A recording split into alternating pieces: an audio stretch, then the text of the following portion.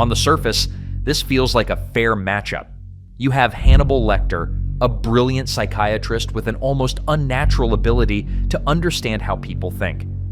Then there's Ted Bundy, a real-life killer who was intelligent, charismatic, and capable of manipulating the people around him. Both are calculated, persuasive, and capable of getting inside someone's head.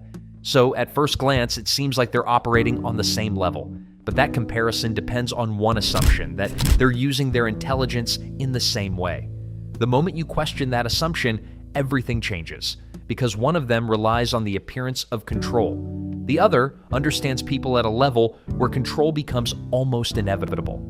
That key difference is why this matchup isn't even close. Who is Hannibal Lecter? To better understand how this comparison plays out, let's start with Hannibal Lecter. Lecter isn't just intelligent. He's a trained psychiatrist, someone who has spent decades studying human behavior, understanding patterns, and learning how people think, react, and make decisions. His entire background is built around analyzing the mind, and that foundation shapes everything he does. Lecter doesn't rely on force or opportunity. He relies on insight. He observes people closely, picking up on subtle details, tone of voice, body language, inconsistencies, and uses that information to form an immediate understanding of who they are. This is where he starts to separate himself. Throughout his interactions, particularly with FBI trainee Clarice, he demonstrates how quickly he's able to read someone beneath the surface. He doesn't just respond to what she says, he responds to what she unintentionally reveals, guiding the conversation in ways that feel natural but are carefully controlled. What makes him particularly unique is where he operates from. For much of his story, he is confined, physically restrained, isolated, and under constant supervision. And yet, his influence doesn't disappear. Doctors, guards, investigators, people who are trained to understand behavior still find themselves being analyzed and manipulated.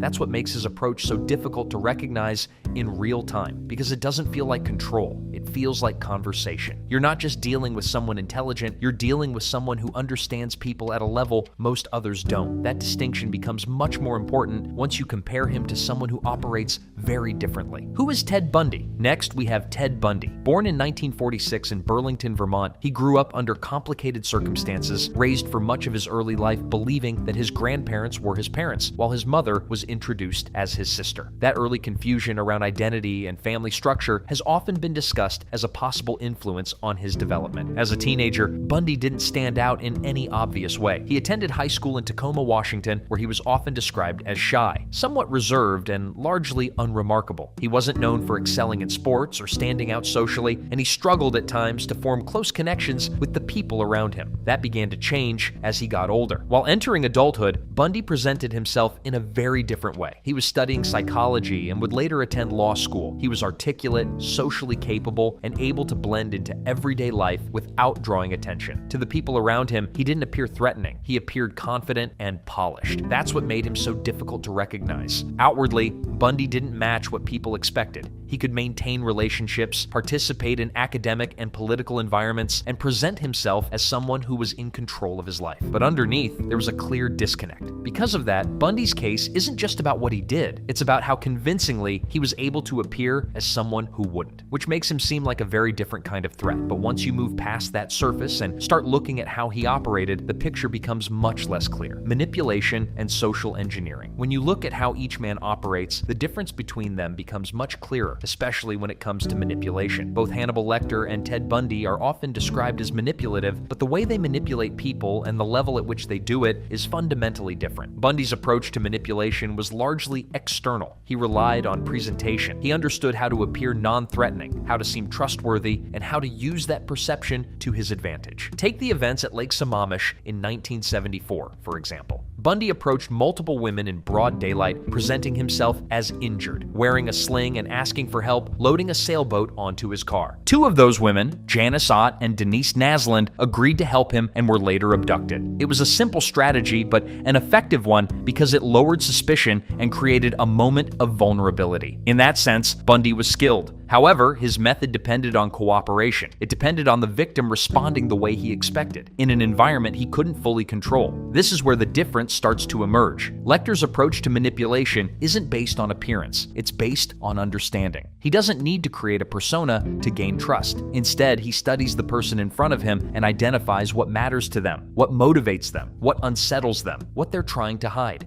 Then, he uses that information to guide the interaction. You can see this clearly in his first meeting with Clarice. Within minutes, Lecter begins analyzing her, picking up on details about her background, her accent, and even her personal insecurities. He brings up aspects of her past that she never explicitly reveals, using them to guide the conversation and establish control. Most importantly, he does this without raising his voice, without making threats, and without ever appearing forceful. The interaction feels voluntary, but it isn't equal, and that's the key difference. Bundy manipulates behavior. Lecter manipulates perception. Bundy needs the situation to go a certain way for his approach to work. Lecter adapts to the person in front of him and reshapes the interaction in real time, without the other person realizing it's happening. So, while both men can influence people, only one of them is doing it at a level where control becomes internal, not situational. Once you start looking at manipulation through that lens, the gap between them becomes much harder to ignore. Intelligence, perception versus application. Let's move past manipulation and look at intelligence more directly, because this is where the comparison really separates. This isn't just about who is intelligent, it's about how that intelligence is used under pressure. With Bundy, the perception of intelligence is strong. To the public, and even to investigators early on, he appeared calculating, someone who understood what he was doing. He was able to navigate situations, adapt when needed, and in some cases, delay consequences through quick thinking. But when you look at how that intelligence holds up over time, a pattern starts to emerge. Take his 1975 arrest in Utah, for example. He was pulled over by police while driving a suspicious vehicle, and during the search, officers found items that linked him to multiple crimes. What followed was a series of events where Bundy attempted to manage the situation, representing himself in court, attempting to control the narrative, but ultimately, he made critical mistakes. Even his escapes, which are often pointed to as examples of his intelligence, relied heavily on opportunity and circumstance. In one case, he exploited a moment of reduced supervision to jump from a courthouse window. In another, he took advantage of structural weaknesses in his holding environment. These were bold actions, but they weren't the result of a controlled predictive system. They depended on gaps, timing, and variables he didn't fully control. They worked temporarily, but didn't prevent his eventual capture and conviction. That's the key issue. His intelligence allowed him to navigate situations, but not control them. This is where the difference becomes crystal clear, because Lecter's intelligence isn't about appearance, it's about precision. In The Silence of the Lambs, Lecter is introduced as someone with no physical freedom, confined, monitored, and completely contained. And yet, within that limitation, he begins to shape events immediately. During his interactions with Clarice, he doesn't just answer questions, he sets conditions. He offers information about Buffalo Bill, but only in exchange for personal disclosures, forcing the interaction to unfold on his terms. At one point, he provides a clue that leads investigators toward a location he knows is no longer relevant, effectively redirecting their focus while maintaining control over what they know and when they know it. At the same time, he manipulates his environment. He provokes another inmate, Miggs, in a way that results in Miggs's removal, altering the dynamic of his confinement without ever acting directly. Later, he uses his transfer to a different facility as an opportunity, anticipating the behavior of those around him and positioning himself for escape. None of this is reactive, it's controlled.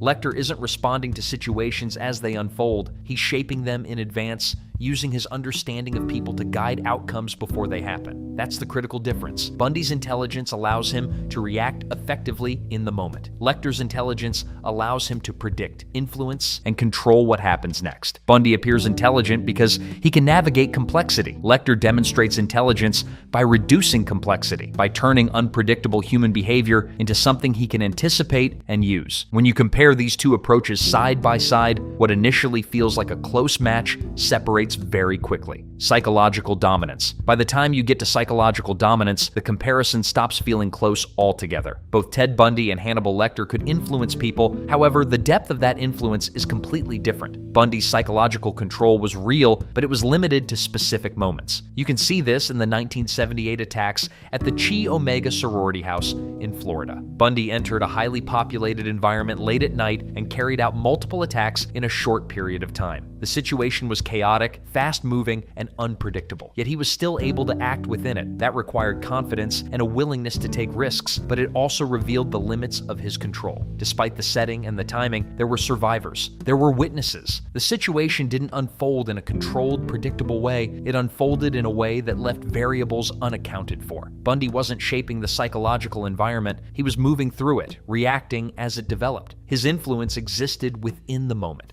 It didn't extend beyond it. Now compare that to Lecter. In Hannibal, Lecter manipulates Mason Verger not through force, but through psychological insight. He studies Verger's personality, his ego, his impulses, and uses that understanding to influence him into mutilating his own face. That's not just control in the moment, that's planting an idea and allowing it to take hold. With Inspector Pazzi, you see the same pattern. Pazzi approaches Lecter from a position of authority, investigating him and attempting to turn him in. But over time, Lecter studies him, understands his motivations, particularly his greed, and uses that to guide his decisions. Pazzi begins to act in ways that ultimately benefit Lecter, not because he's forced to, but because he's been psychologically steered in that direction. That's why this matchup isn't even close. Lecter doesn't just influence what people do, he influences why they do it. His control isn't dependent on environment, timing, or compliance. It exists at the level of thought, shaping decisions before they're even fully formed.